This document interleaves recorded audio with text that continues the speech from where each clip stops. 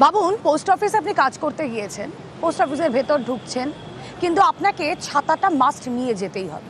যারা পোস্ট অফিসে কাজ করছেন আধিকারিকরা, তারাও ছাতা মাথায় বসে রয়েছেন। ভাবছেন যে পোস্ট অফিসের ভেতর ছাতা মাথায় বসার কি প্রয়োজন, ঢোকার কি প্রয়োজন? প্রয়োজন আছে, কারণ মাথা বাঁচাতে হবে। বিপদের নাম পোস্ট অফিস, সেই বিপদের চেহারা দেখুন ইন ডিটেইল।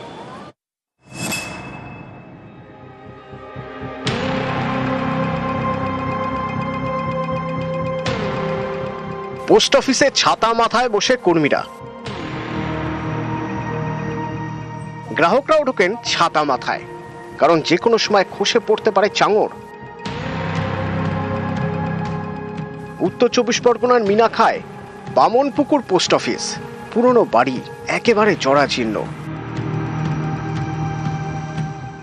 দেওয়াল থেকে খসে খসে পড়ছে প্লাস্টার, বেরিয়ে এসেছে ইট, ছাদের চাঙড় খসে বেরিয়ে এসেছে লোহার রড।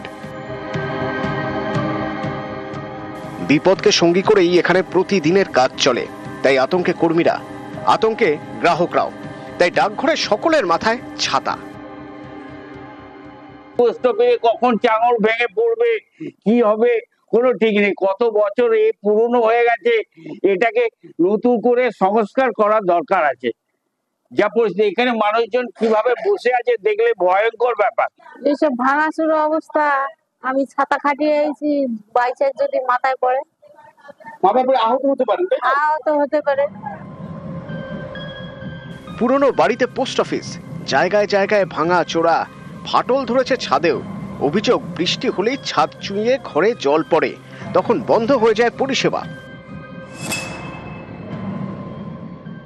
পোস্ট অফিসের অবস্থা খুবই খারাপ। আমাদের যে কোনো সময় ভেঙে পড়তে পারে, বিভিন্ন অংশ থেকে ভেঙে পড়ছে। বর্ষার সময় জল পড়ে, ছাদ থেকে জলমগ্ন থাকে এবং যে কোনো সময় প্রাণের ঝুঁকি আছে। আমাদের বিভিন্ন অংশ থেকে ভেঙে পড়ছে পোস্ট অফিসের অবস্থা সেই কারণে, এবং এখানে সাধারণ যে গ্রাহক তারাও খুবই সমস্যা আছে। উত্তর 24 পরগনার মিনাখা থেকে অনুপম সাহা, নিউজ 18 বাংলা।